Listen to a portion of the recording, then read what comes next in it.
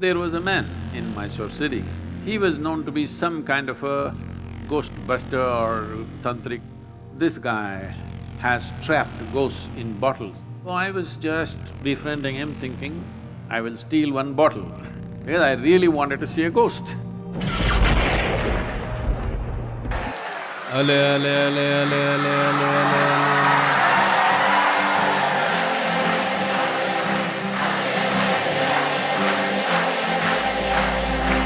Gosh, it's all there.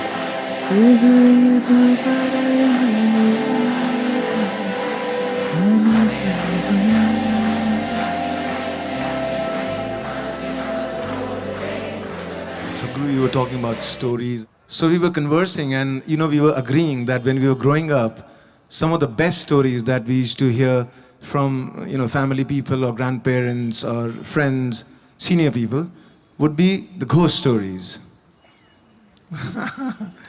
And somehow you small, kids, we love to get scared. Still they want to hear that ghost story. It's one of their favorite things, amongst all stories. Do you have any ghost story from your experiences of traveling in the mountains?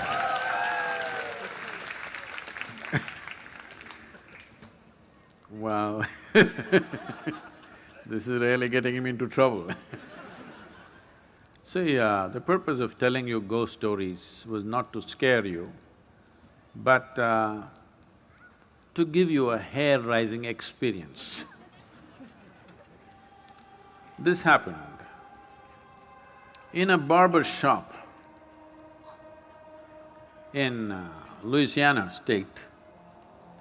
The whole place was filled with all kinds of horror comics and ghost stories and all kinds of things, only that. No newspapers, no other magazines, only these things. So one day somebody asked the barber, said, "Why have you put your whole place with these kind of stories in your saloon? You don't have anything else, nothing about styles, about fashion, nothing, only ghost stories and horror stories, why?" He said, "See, for my profession, if somebody's hair is standing, it makes it much easier."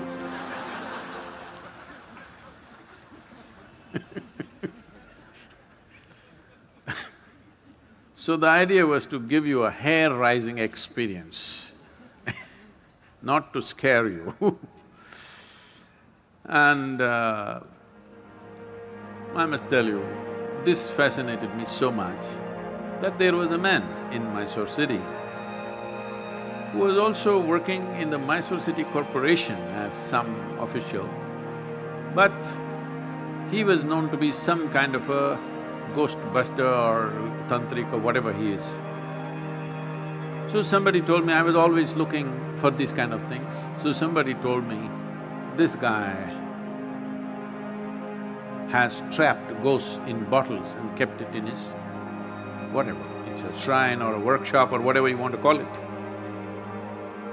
So I want to go and that guy wouldn't allow us initially, but I was persistent and then he took me inside and he showed me lots of bottles. He said, in this there is this kind of a ghost, this is a woman, this is a man.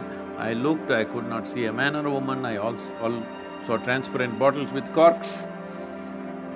So I was just befriending him thinking, I will steal one bottle because I really wanted to see a ghost. Because I had heard so many things. So many things means unbelievable kind of stories.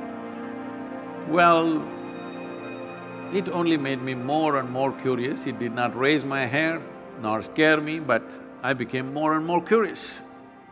I had spent months on end, continuously every night, being in the cremation grounds, wanting to see. So people come, burn the dead, and when with firewood, when the dead bodies burn, it burns for 4, 5, 6 hours. People stay there for an hour or hour and a half and then they have other business to do. They will cry and they'll weep and they will go when it's still burning.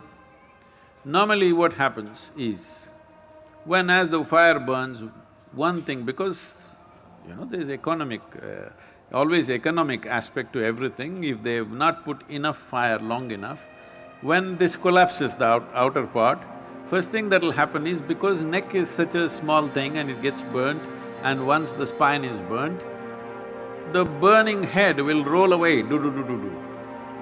So I am the one who picks it up with a stick and puts it back and waits, where is the damn ghost? It doesn't come. Many months on end, I sat there, no ghost came. Somebody said, you put a nail in that tamarind tree, it will come. I would nail the damn tree again and again and again, nothing came. Somebody said, in this house there is a ghost. So I would beg them, please allow me, I want to sleep in that house and see if the ghost comes. Did not happen. So I went to this guy, and when they said specifically it's in the bottle, I wanted to steal a bottle. But he was very protective about his bottles so I didn't see anything coming out, but he showed me one thing. He made an elaborate design with rice flour. In the 5 corners of this, he kept one egg. He did all kinds of things and poof, he clapped his hand, pop! All the 5 eggs burst right in front of my eyes. So, I thought, something. I don't know whether it's a ghost or it's a thing, whatever, but definitely he did not reach out to these 5, he was standing away and all the 5 eggs burst. Then this was working on me, and I was walking in my house backyard, looking here and there. Then I saw guavas were hanging in the tree, the guava fruit. I looked at the fruit fell. I thought, what? I did it again and again, the fruit fell. Then I brought my friends and just, you idiots, watch this. Fruit fell. They said, what? Not once, 5, 10 times I did so that it's not an accident. But then, in about 3 days' time after I did this, a revulsion, I've never experienced it ever in my life because I've never stepped into those areas. A kind of revulsion went through my entire body that I knew that I had done something very fundamentally wrong. Never again. I said, you want the guavas? Go up and get it. You want anything in your life, go and get it. These kind of things we will never again do.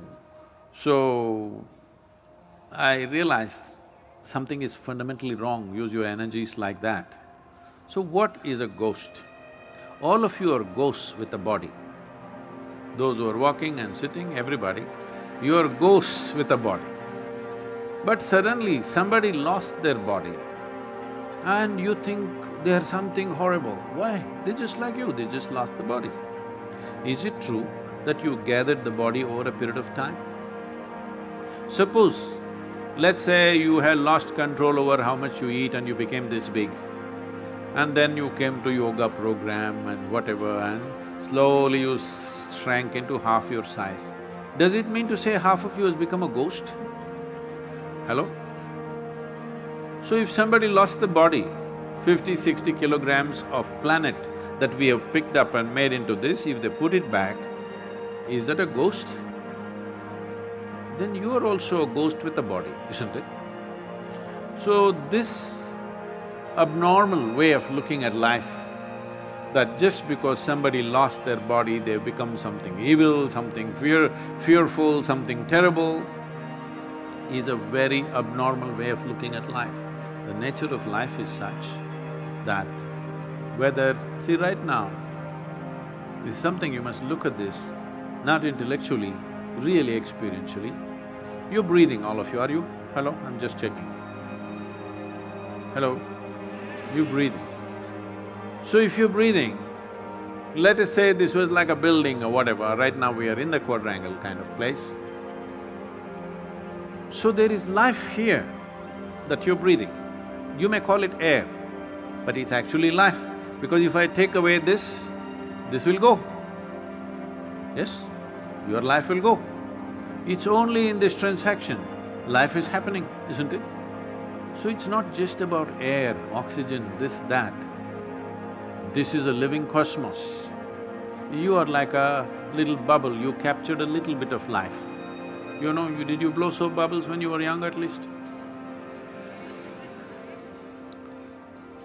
So when you blew your soap bubble, you got this big bubble, I got that big bubble, let us say. We were looking at this, oh, this is my bubble, this is your bubble. Then they went poop.